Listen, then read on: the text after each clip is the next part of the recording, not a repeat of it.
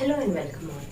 तो बच्चों, मैं ये उम्मीद करती हूँ कि तुम लोग मनी एंड बैंकिंग की बहुत अच्छे से तैयारी कर लिए होगे और एमसीक्यू पे अच्छा सा प्रैक्टिस किया होगा तुम लोगों ने। तो आज हम लोग स्टार्ट करते हैं इंडियन इकोनॉमी के पार्ट में पॉवर्टी, जो कि इंडिया के चैलेंजेस में एक बहुत बड़ा चैलेंजेस है। इंडिया के लिए ही नहीं, पूरे वर्ल्ड में एक बहुत बड़ा चैलेंजेस है। इनफैक्ट 1/5 ऑफ पॉपुलेशन क्या है कि वो इंडिया में है, और इंडिया के लिए ये आज का चैलेंज नहीं है। इंडिया जो है इंडिपेंडेंट होने के पहले से ही इस चैलेंज को फेस कर रही है। दादा भाई नौरोजी ने ही सबसे पहले इस पे वर्क किया था, जो कि अभी आगे हम लोग डिस्कस करेंगे। ओके, तो देखो बच्चों, हम लोग अगर नॉर्मल देखें तो क्या कहते हैं कि मंदिर के बाहर जाते हैं या मॉल्स पे जाते हैं या तुम लोग ट्रैफिक सिग्नल पे रहते हो तो क्या देखते हो, कुछ ऐसे लोग हैं जो या तो बैगिंग करते हैं, भीख मांगते हैं, मांग के खाना खाते हैं, पैसा मांगते हैं, फटे कपड़े पहनते हैं, स्ट्रीट पे रहते हैं, आपकी गाड़ी आके पूछने लगते हैं, है ना। उसके लिए फिर आप 1-2 पैसा दे देते हैं, जो भी दे देते हैं एज पर योर चॉइस, ठीक है। तो हमें क्या लगता है कि हाँ ये गरीब है।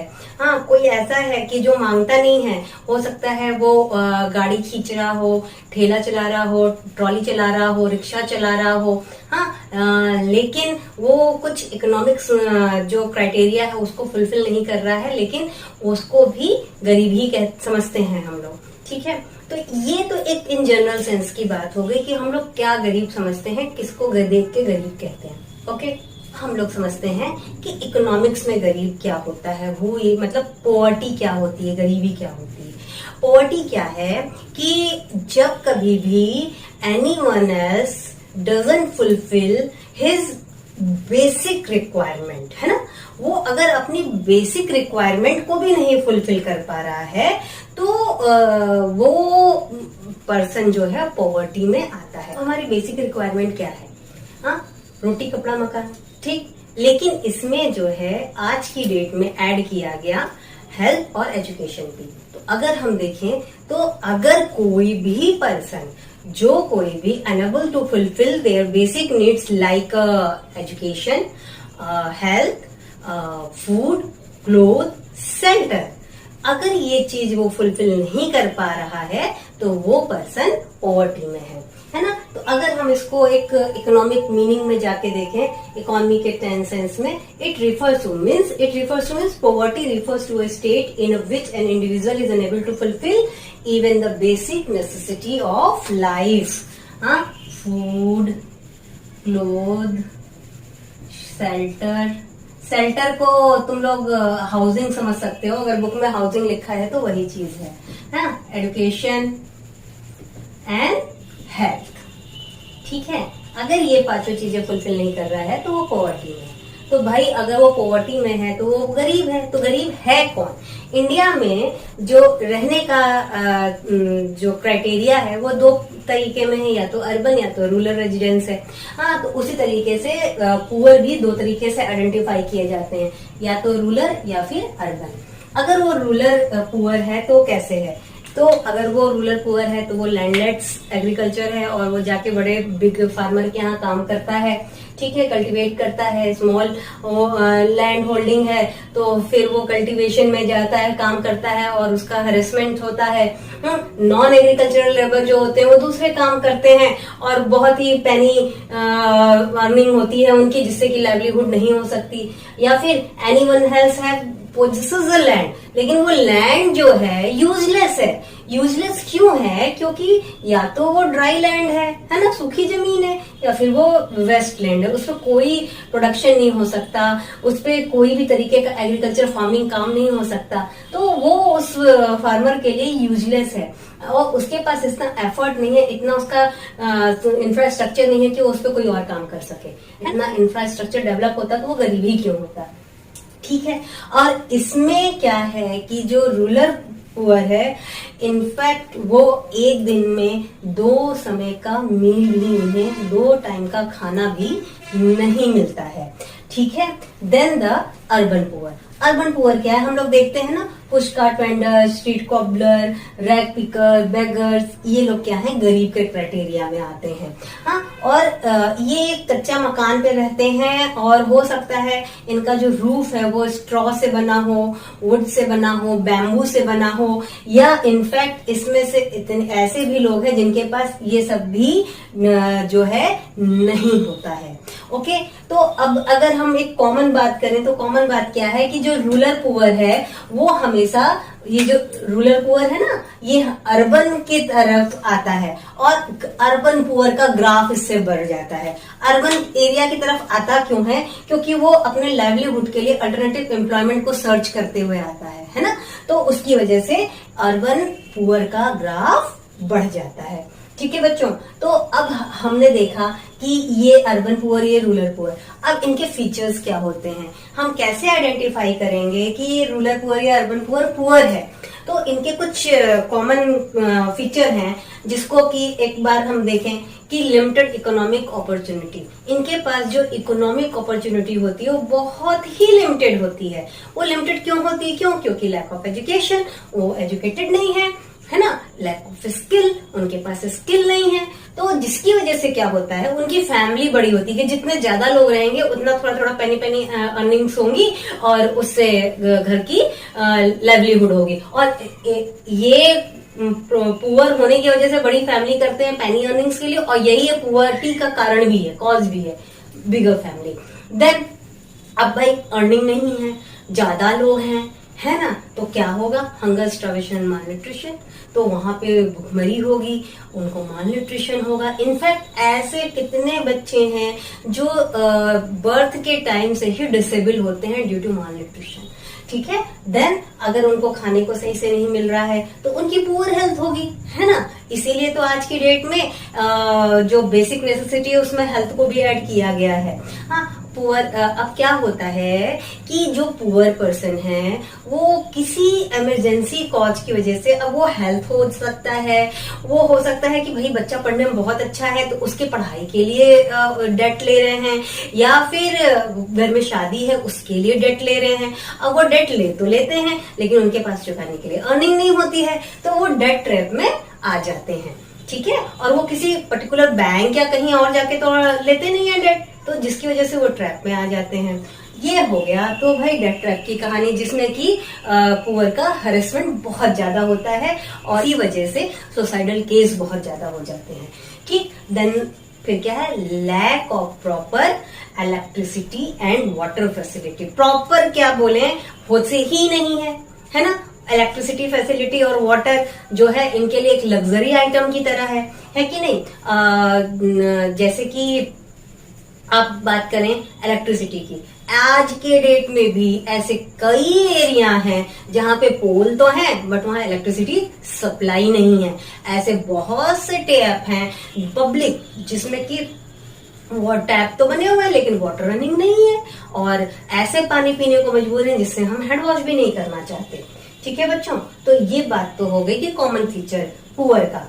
पुअर्टी की मेजरमेंट कैसे करेंगे हम, तो ये मेजरमेंट करने का हमारे पास दो क्राइटेरिया है, एक तो रिलेटिव पुअर्टी और दूसरा एब्सोल्यूट पुअर्टी। जो रिलेटिव पुअर्टी है that is the comparison with other people, other region, other area, other nation. जैसे mister A is earning 10,000 and Mr. B is earning 15,000।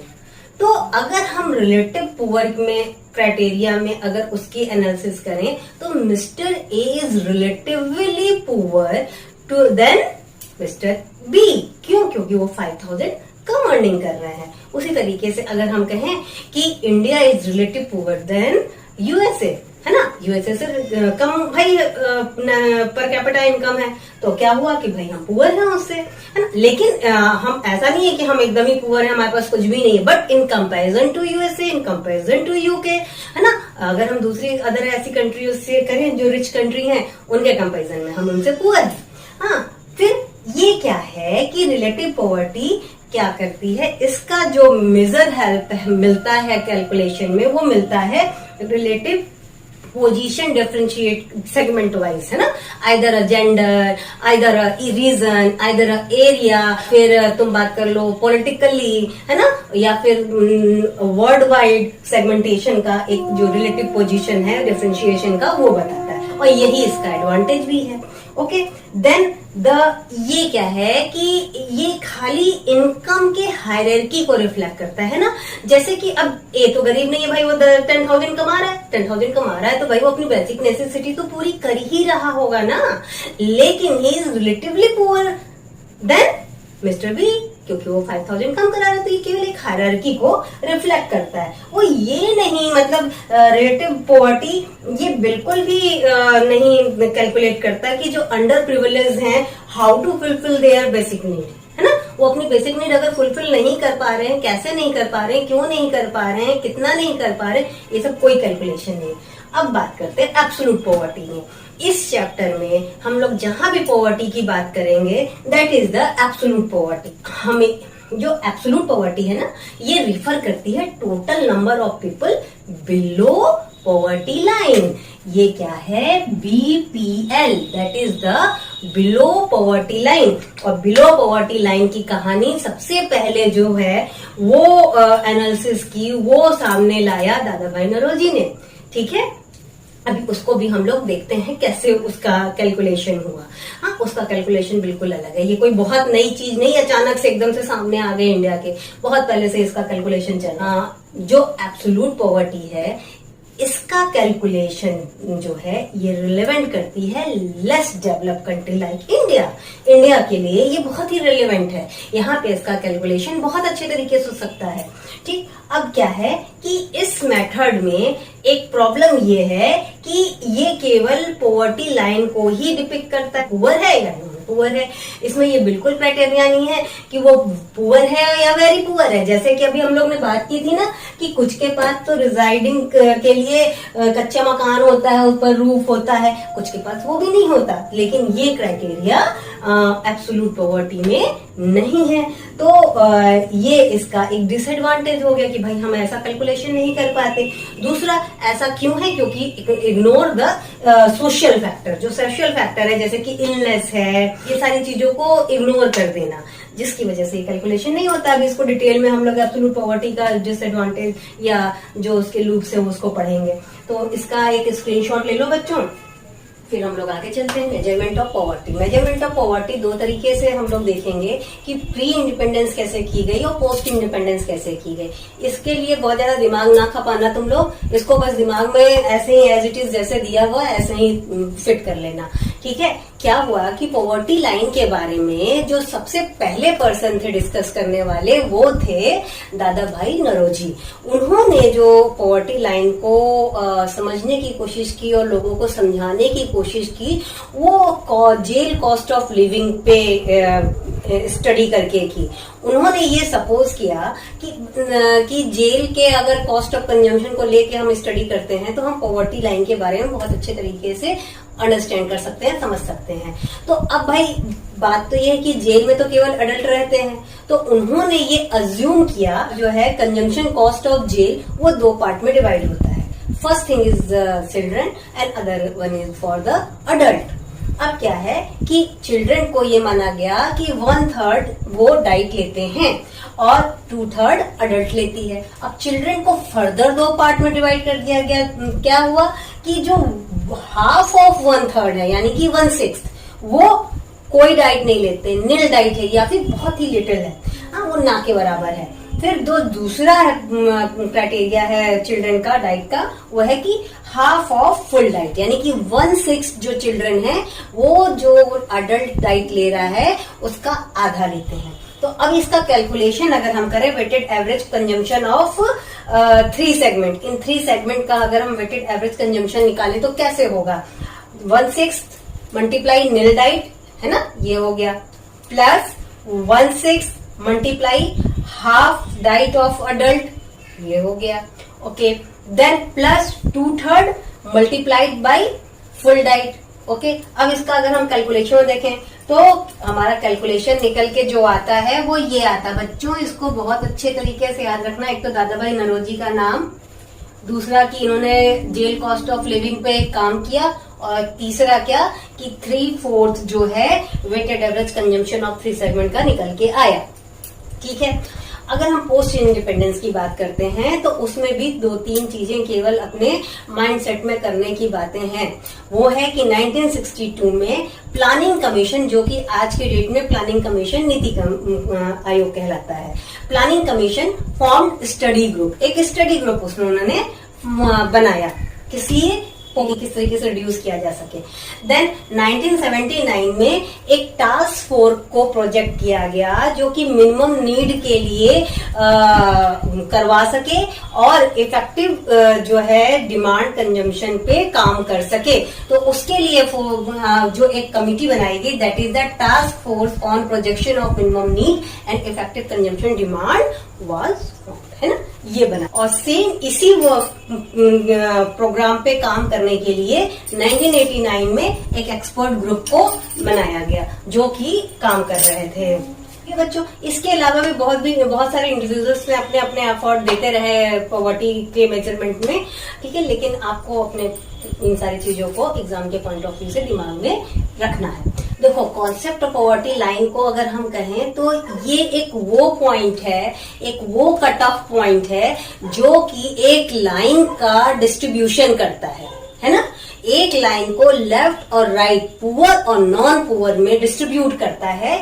वो एक मतलब एक सिंपल सी मीनिंग देखें तो वो है पॉवर्टी लाइन। और वो डिवाइड कैसे करता है? एक कंट्री के पॉपुलेशन को। अब एक कंट्री के पॉपुलेशन को डिवाइड किस फॉर्म में करता है? पुअर और non poor. Is that clear? Then determined in, जो ये पॉवर्टी लाइन है ना, पीएल, यानी कि poverty line determined in 2 form, calorie intake और monthly per capita expenditure, MPCE, है ना। मंथली पर कैपिटा एक्सपेंडिचर को हम कैलकुलेट करते हैं अगर मॉनेटरी वैल्यू में, monetary value of the minimum calories intake, है ना। ये हो गया हमारा कि पॉवर्टी लाइन का डिटर्मिनेशन हम कैसे करते हैं। Is that clear?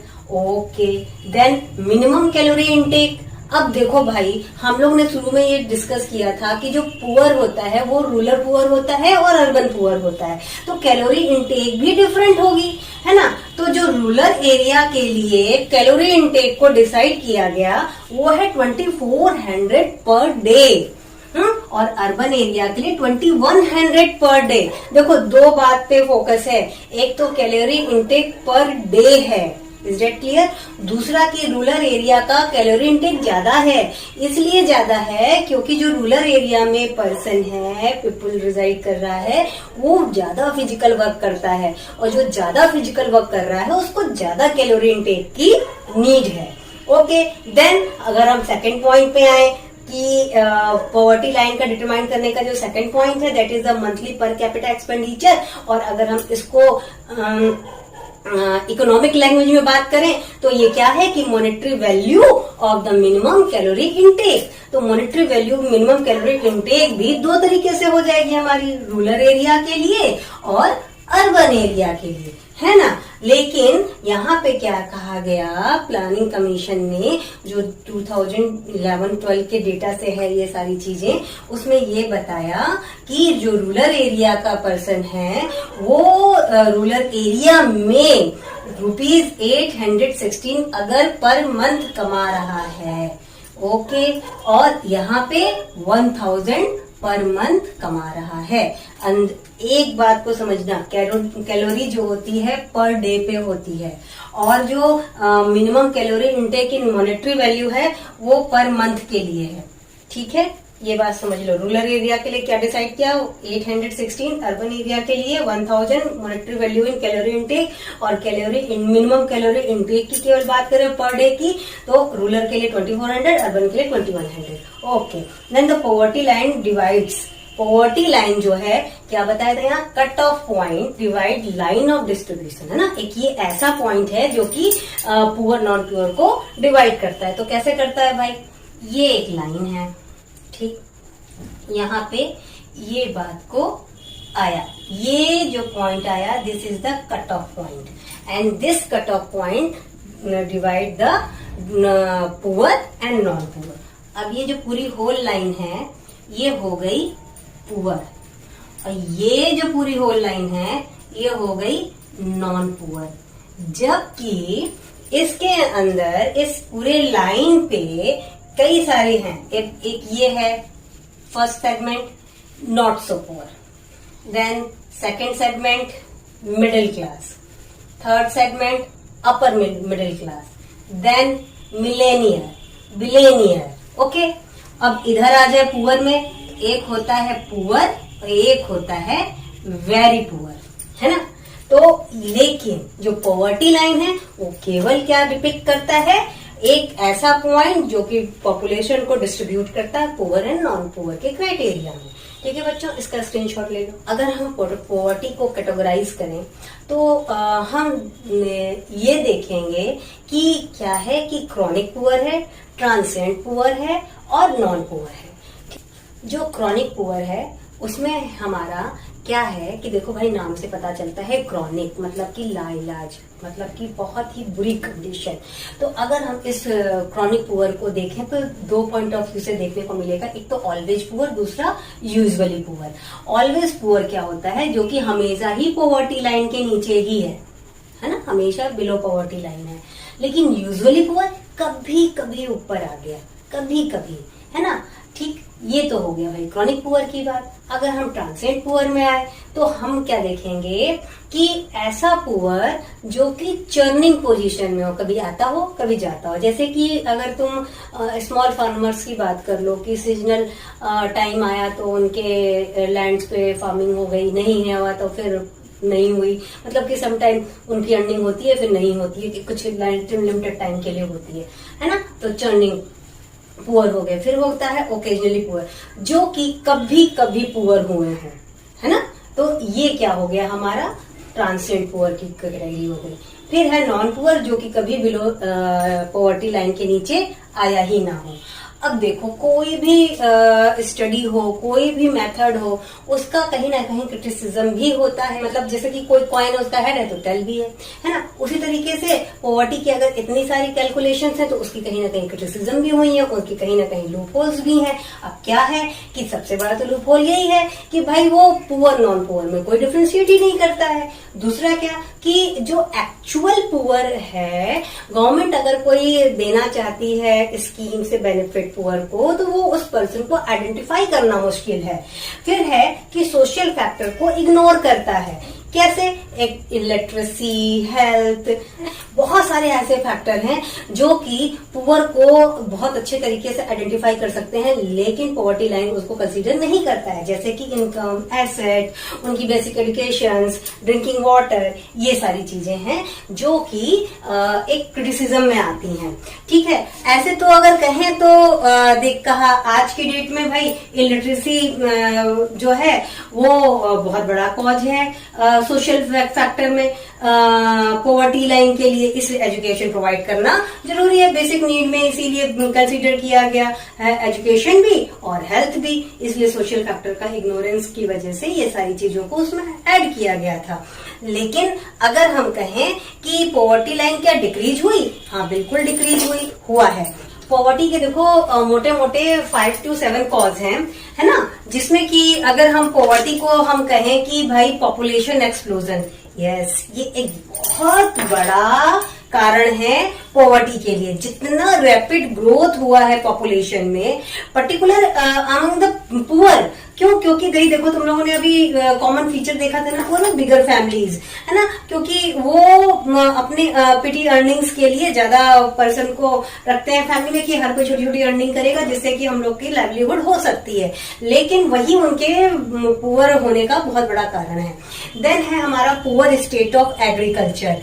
क्या है कि भाई जो इंडिया है वो एग्रीकल्चर पे डिपेंड करता है ना, लेकिन कंटिन्यूअसली अगर हम देखें तो इंडिया में जो स्मॉल लैंड होल्डिंग्स हैं उनके जो काम है, प्रोडक्शन है, वो ग्रेजुअली कम ही होता जा रहा है, जिसकी वजह से फार्मर जो है वो पॉवर्टी में आ रहा है। ग्रीन रेवोल्यूशन जरूर हुआ, लेकिन ये कुछ ही पार्ट में हुआ, है ना, हर जगह पूरे ऑल ओवर में नहीं हुआ। जो रिच फार्मर थे वो रिच ही हुए, जो स्मॉल फार्मर थे वो नहीं रिच हो पाए, वो सफरिंग में आ गए, जिसकी वजह से एक ये भी कॉजेज है हमारे कॉज ऑफ पॉवर्टी का।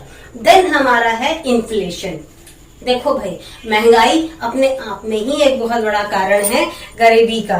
क्यों? क्योंकि भाई अगर आपके पास 100 रुपए है और महंगाई दर कम है तो आप 100 रुपए में ज्यादा सामान खरीद सकते हैं, इन्फ्लेशन रेट आपका कम है। लेकिन वहीं पे इन्फ्लेशन रेट बढ़ गया तो वो 100 रुपए में आप जो क्वांटिटी 10 खरीदते थे वो हो सकता है 5 खरीदें या 6 खरीदें या 4 खरीदें, है ना। तो जिसकी वजह से एक इन्फ्लेशन भी बहुत बड़ा कॉज होता है पॉवर्टी का। देन है low level of economic development.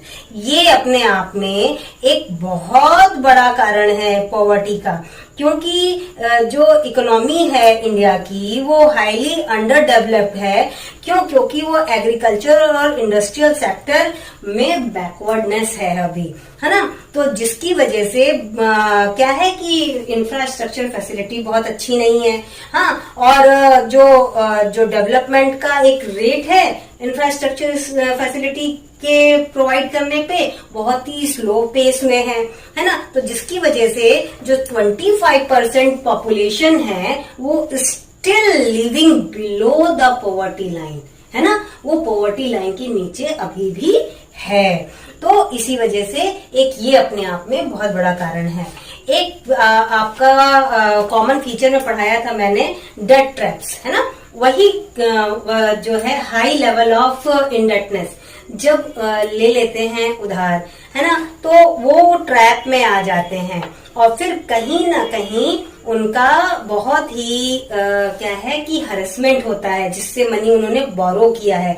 क्यों? क्योंकि वो बहुत ही हायर इंटरेस्ट रेट को चार्ज करता है और वो पर्टिकुलर इंडिविजुअल उस ट्रैप से बाहर ही नहीं निकल पाता और अपने आप में एक ये बहुत बड़ा कॉज हो जाता है पॉवर्टी का। अब देखो, बहुत इंपॉर्टेंट पार्ट है, इसको मैंने लास्ट में लिखा इस वजह से क्योंकि इसमें समझाना है। High level of unemployment. जो हाई लेवल ऑफ अनएम्प्लॉयमेंट है वो कहीं ना कहीं रिलेट करता है इलिटरेसी लेवल से, है ना। इलिटरेट है जिसकी वजह से भाई एजुकेशन प्रॉपर नहीं है, तो एक तो उस वजह से जॉब नहीं मिलती, दूसरी इंफ्रास्ट्रक्चर या फिर सर्कमस्टांसेस ऐसे नहीं है जिसकी वजह से स्किल डेवलप हो जाता है जिसकी वजह से एम्प्लॉयमेंट मिले, है ना। या फिर अर्बन एरिया में हम अगर बात करें अनएम्प्लॉयमेंट की या फिर अंडर एम्प्लॉयमेंट की, जिसको कि कहा जाता है क्या, under utilisation of person employed, है ना। जैसे कि अगर कोई पर्सन है वो भाई उसका यूटिलाइजेशन हम ज्यादा अच्छे तरीके से दूसरे लेवल पे कर सकते हैं, अपर लेवल पे कर सकते हैं, लेकिन वो पर्सन लोअर लेवल पे वर्क कर रहा है, वहां अंडर यूटिलाइजेशन हो रहा है। अपने आप में एक ये बहुत बड़ा रीजन है अर्बन एरिया में पॉवर्टी का, है ना। क्यों? क्योंकि भाई इससे अर्निंग कम होगी। रूरल एरिया में डिस्टिंग्विश एम्प्लॉयमेंट और सीजनल अनएम्प्लॉयमेंट होता है। जो डिस्टिंग्विश अनएम्प्लॉयमेंट है वो क्या होता है कि which more people are engaged in work than are really needed, है ना। जितने का काम नहीं उतने लोग उसमें इन्वॉल्व हैं। तो और सीजनल क्या होता है कि certain season of the year में वो काम कर रहे हैं और कुछ सर्टेन सीजन ऑफ ईयर में मतलब वो बैठे हुए हैं, जैसे कि एग्रीकल्चरल वो फार्मर को देख लो, है ना। जिस सबकी वजह से क्या होता है कि रूरल पीपुल अर्बन की तरफ डाइवर्ट होता है और वहां पे अनएम्प्लॉयमेंट का ग्राफ बढ़ता है और पुअर हो जाता है। और जो इंडस्ट्रियलाइजेशन है वो इतना पॉपुलेशन अब्सॉर्ब नहीं कर पाती है और क्या होता है कि वो पीपल या तो अनएम्प्लॉयमेंट होता है या फिर टेम्पोररी तौर पे अनएम्प्लॉयड होता है, कैजुअली उसको काम मिलता है ना। तो क्या होता है भाई, तो इससे भी पॉवर्टी ग्राफ जो है अर्बन एरिया में इंक्रीज होता है। तो ये तो बात हो गई तुम्हारे कॉज ऑफ पॉवर्टी की। उम्मीद करते हैं साथ साथ लिख रहे होंगे है कि गवर्नमेंट ने क्या स्टेप लिए पॉवर्टी को रिमूव करने के लिए। ठीक है, तो गवर्नमेंट ने स्टेप लेने के लिए अपना 3 क्राइटेरिया बनाया। पहला क्राइटेरिया बनाया कि ग्रोथ ओरिएंटेड, दूसरा बनाया poverty alleviation programme and third बनाया मिनिमम नीड प्रोग्राम। अब देखो, ग्रोथ ओरिएंटेड अप्रोच जो बनाया गवर्नमेंट ने, उसमें उनका ये अप्रोच था कि अगर हम इकोनॉमिक ग्रोथ करते हैं तो उसका जो बेनिफिट है वो ऑल सेक्शन ऑफ सोसाइटी में स्प्रेड करेगा, तो अपने आप पॉवर्टी धीरे धीरे रिड्यूस होगी। फिर पॉवर्टी एलिवेशन प्रोग्राम, जिसमें कि गवर्नमेंट समय समय पे कोई ना कोई प्रोग्राम को इंट्रोड्यूस करती है, जो कि अभी हम लोग नेक्स्ट टॉपिक में पढ़ेंगे, उस सब डिस्कस करेंगे। देन है मिनिमम नीड प्रोग्राम। जो मिनिमम नीड प्रोग्राम होता है उसमें गवर्नमेंट का ये अप्रोच होता है कि भाई एटलीस्ट पर्सन जो है वो बेसिक नीड को फुलफिल कर ले। तो उसके लिए उन्होंने 2-3 क्राइटेरिया दिए, 2-3 फैसिलिटीज दी, जिसमें एक था हमारा पीडीएस, पब्लिक डिस्ट्रीब्यूशन सिस्टम, जिसमें कि आपको बेसिक नीड पूरा करने के लिए फूड की राइस है, वीट है, शुगर है, केरोसिन है, ऐसी बहुत सारी चीजें जो कि अफोर्डेबल प्राइस पे आपको अरेंज होती हैं। फिर अगर हम अभी की बात करें तो जो कोरोना क्राइसिस हुआ उसमें प्रेजेंट गवर्नमेंट ने प्रधानमंत्री गरीब कल्याण योजना चलाई। उसमें 5 kg फूड ग्रेन और 1 kg ग्रेन को फ्री पर मंथ प्रोवाइड कराया, हाँ, ड्यू टू कोरोना वायरस की क्राइसिस की वजह से। और फिर जैसे पीडीएस का है फैसिलिटी दी, वैसे ही बच्चे स्कूल में पढ़ने जाएं और दोपहर का लंच, मिड डे मील उनको अच्छे से भरपेट खाने के लिए मिले, खाए भी और पढ़े भी, ये मिनिमम नीड पूरा हो। फिर तीसरा है इंटीग्रेटेड चाइल्ड डेवलपमेंट स्कीम, है ना, इसमें बच्चों से रिलेटेड जितनी भी डेवलपमेंट से बेसिक नीड से रिलेटेड चीजें हैं उन सबको इंट्रोड्यूस करना। तो अब अगर हम बात करें पॉवर्टी एलिवेशन प्रोग्राम, जो कि गवर्नमेंट समय समय पे वैरायटी ऑफ प्रोग्राम को पॉवर्टी रिड्यूस करने के लिए यूज करती रहती है, तो उसका भी 2 क्राइटेरिया है। पहला है कि सेल्फ एम्प्लॉयमेंट प्रोग्राम को जनरेट करना, दूसरा वेज एम्प्लॉयमेंट को जनरेट करना। बच्चों मैंने यहाँ शॉर्ट फॉर्म लिखा है, मैं आप लोग को फुल फॉर्म बताती चलूंगी, आप लोग साथ साथ में लिखते चलिएगा, है ना। तो जो सेल्फ एम्प्लॉयमेंट प्रोग्राम है उसमें हमारा जो फर्स्ट है वो है मैंने लिखा है REGP, जो कि है रूरल एम्प्लॉयमेंट जनरेशन प्रोग्राम। ये जो प्रोग्राम है ये गवर्नमेंट ने सेल्फ एम्प्लॉयमेंट अपॉर्चुनिटी को रूरल एरिया और स्मॉल टाउन्स में देने के लिए शुरू किया। It was implemented by Khadi and village industries commission, है ना। तो इस प्रोग्राम में अगर आप once could get finance assistance in the form of bank loan, set up a small industry, आप अपनी एक छोटी सी इंडस्ट्री डेवलप करिए और उस पर अपने काम को शुरू करिए। देन फिर दूसरा बनाया PMRY, मैंने लिखा है, इसका जो फुल फॉर्म है वो लिखो, प्राइम मिनिस्टर्स रोजगार योजना। इस प्रोग्राम में जितने भी पढ़े लिखे लोग हैं, एजुकेटेड अनएम्प्लॉयड हैं, वो क्या है, फ्रॉम लो इनकम फैमिली है, रूरल एरिया में या अर्बन एरिया में उनको फाइनेंशियल हेल्प देना, जिससे कि वो अपना सेटअप करें any kind of enterprise that they generate the employment, है ना। तो ये क्या हुआ कि जो प्राइम मिनिस्टर रोजगार योजना है, इसका जो अटेम्प्ट है ये एम्प्लॉयमेंट जनरेशन के लिए किया गया और इसको 7 लाख माइक्रो इंटरप्राइजेज दिया गया ड्यूरिंग 8th प्लान, जो कि 1992-97 में आया था। ठीक है, फिर वो बढ़ के 2004 में 3 मिलियन हो गया। जिस बात आती है SJSRY, इसका जो है फुल फॉर्म है स्वर्ण जयंती शास्त्री रोजगार योजना।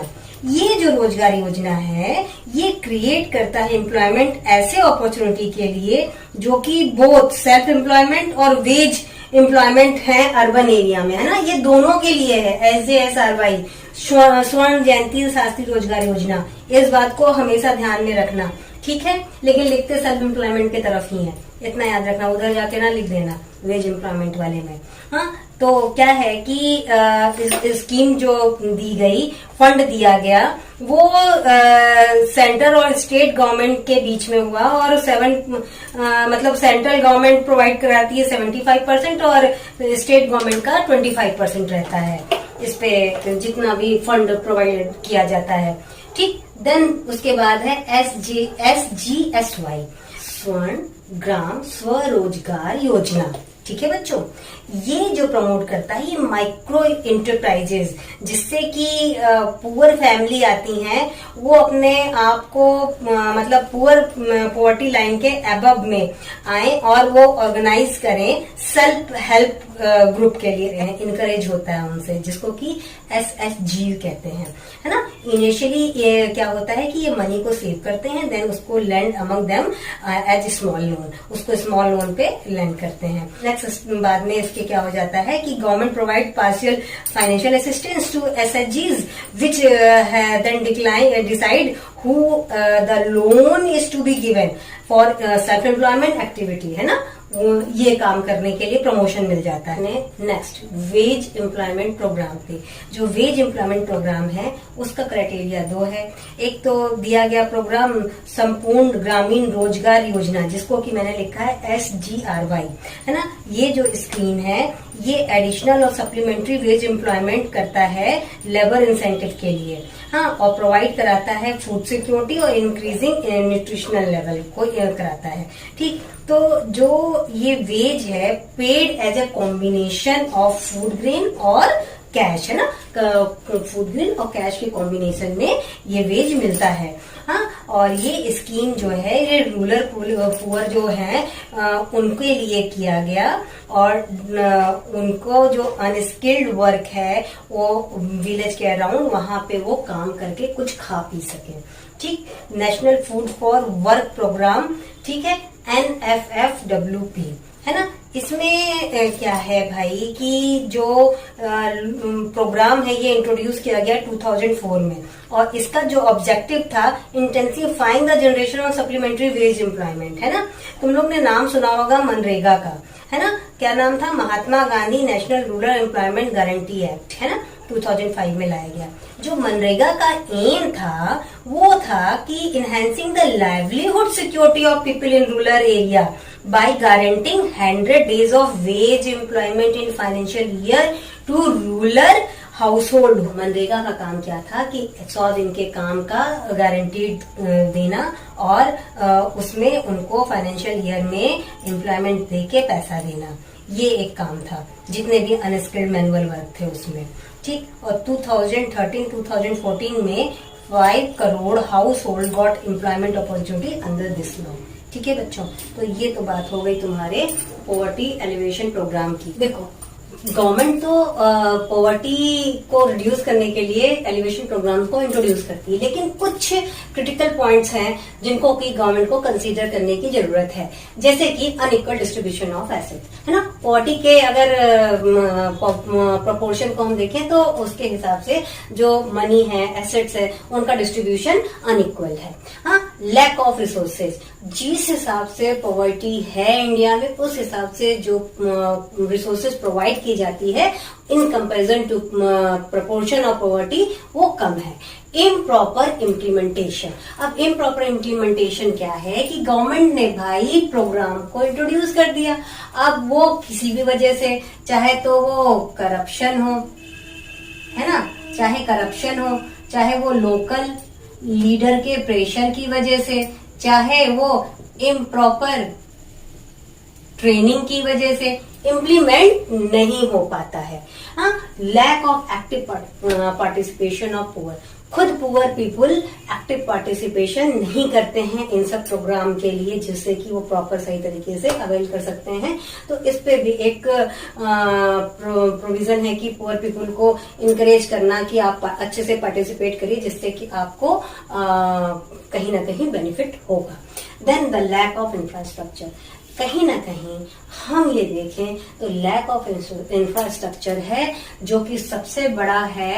एक तो हेल्थ के लिए, है ना, अगर हमारा गवर्नमेंट हॉस्पिटल ही इतना अच्छा हो जाए कि हेल्थ फैसिलिटी अच्छे से मिले तो एक तो हेल्थ इश्यू नहीं होगी। दूसरा, बेसिक एजुकेशंस के लिए, है ना, बेसिक एजुकेशंस प्रोवाइड हो जाए सरकारी स्कूल में अच्छे तरीके से, है कि नहीं। तो ये दो चीज तो इंफ्रास्ट्रक्चर में सबसे इम्पोर्टेंट है। फिर आ जाती है आपकी रोड, आ जाती है पब्लिक ट्रांसपोर्ट, आ जाता है ना। इन सब का बहुत अच्छे तरीके से कहीं ना कहीं एवेल्युएशन होना चाहिए पॉवर्टी एलिवेशन प्रोग्राम को इंट्रोड्यूस करते वक्त, ताकि वो प्रोग्राम का अच्छे से इफेक्टिवनेस में हो आ सके। अब हम लोग बात करते हैं number of poor in India. इस पे बहुत ज्यादा हम लोग को अपना दिमाग देने की जरूरत नहीं है क्योंकि ये डेटा गवर्नमेंट की तरफ से ही आता है और उन डेटा को हम लोग को समझना ही होगा और कंसीडर करना होगा। ठीक है, और दूसरी बात ये कि हम लोग के पास जो लेटेस्ट डेटा है वो 2011 और 12 का लेटेस्ट डेटा है। ठीक है, कहा गया कि जो कोई भी नंबर ऑफ पीपल को एस्टिमेट करते हैं in proportion of people below the poverty line. समझ में आई बात?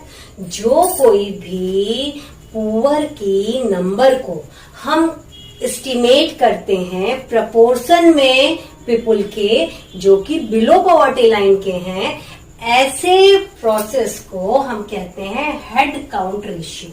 ठीक है बच्चों, अब बात आती है कि जो पॉवर्टी का डेटा हमें मिल रहा है वो प्रोवाइड कौन करता है? वो प्रोवाइड कराता है पब्लिक को प्लानिंग कमीशन। आज की डेट में उसे हम कहते हैं नीति आयोग। ठीक है, और कैसे कराता है? On the base of consumption expenditure data जो कि collected by national sample survey NSSO।